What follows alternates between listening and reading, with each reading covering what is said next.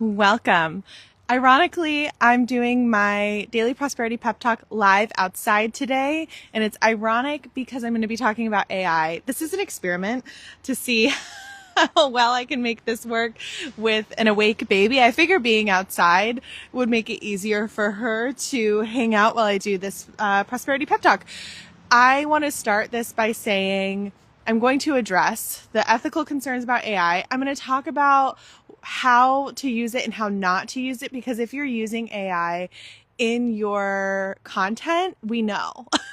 So here's how to use it in a way that doesn't leave out your soul and your voice, because that's the biggest concern that I have, is that coaches and sacred business owners and spiritual leaders are using this tool that is like really helpful, but that is leaving out so much of who they are.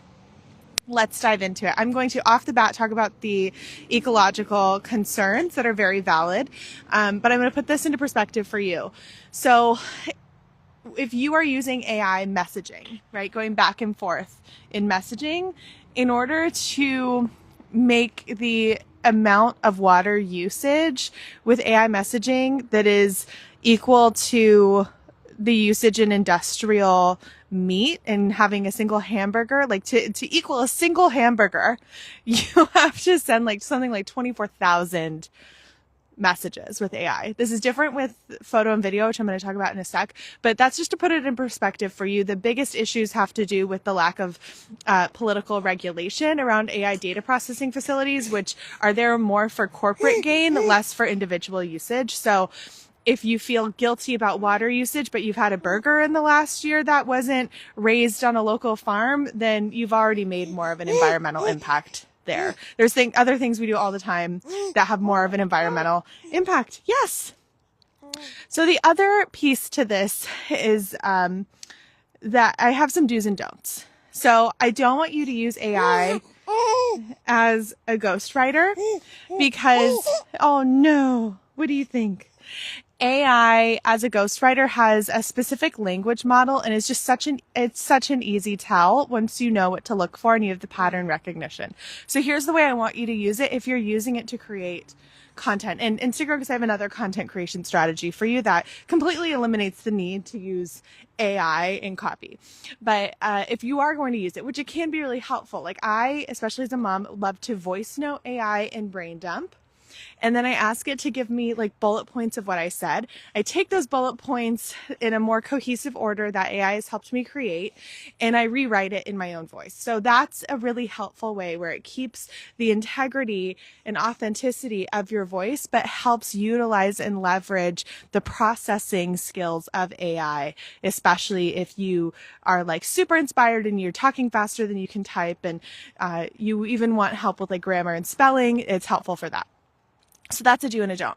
Another don't is do not use images or videos of yourself. I see so many ads right now from coaches who are like, steal my AI avatar video strategy. And you can create like hundreds of pieces of content and using your AI avatar. But like the uncanny valley, which is the term that is used for understanding like when something isn't quite right, it's like it's almost human, but not quite. It's the part of us that protects us from being deceived. And that is there when people see a video or image of you that's AI. Even if it looks really close, there's still a part of us, even if it's subconsciously, that knows it's not you because your soul isn't there.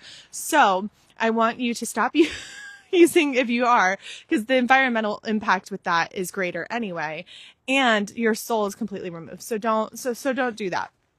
If you want to use imagery, I would simply go to Pinterest, credit the artists where you can, and do photos and videos of yourself as you are. If you're worried about doing that, then that's an opportunity for confidence development and more self-love work, which, as I say, every resistance in your business is a window to do more inner work. So there we go.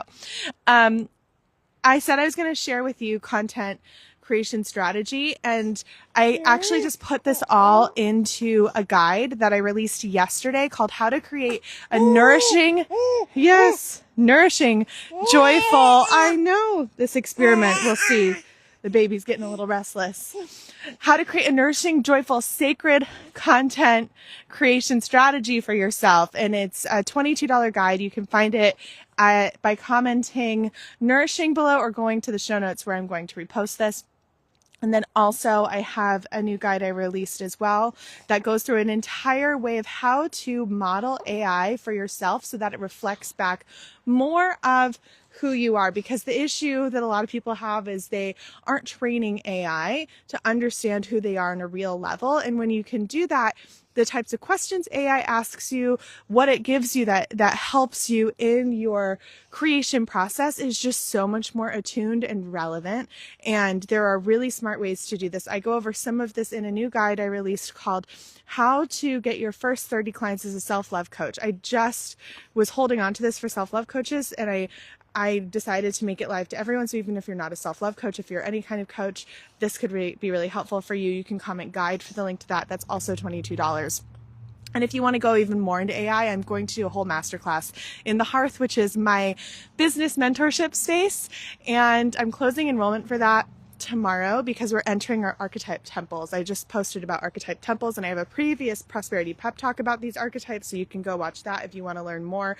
This is activating the parts of you that are needed in order for you to utilize the strategies in your business and be in the fullest expression of your leadership. And this is done through ceremony. So join the Hearth if you want a masterclass on how to use AI, how to train it so that it reflects back to you your values, your unique methodologies, how to use it in a way that doesn't rob you of your intuition, because you can get into a lot of trouble by using AI as a coach or as a therapist, as a business coach. Like, it's smart, but it doesn't replace the intuitive knowing that we have individually and that our mentors have when working with us. I have had business coaches reflect things back to me that AI definitely didn't catch when I was running and formulating things through the AI processing system. So I really want to encourage you to not use AI as a business coach. Use it to help you formulate your ideas. Use it to help you brainstorm. Use it to help you, brain dump and then put things into order.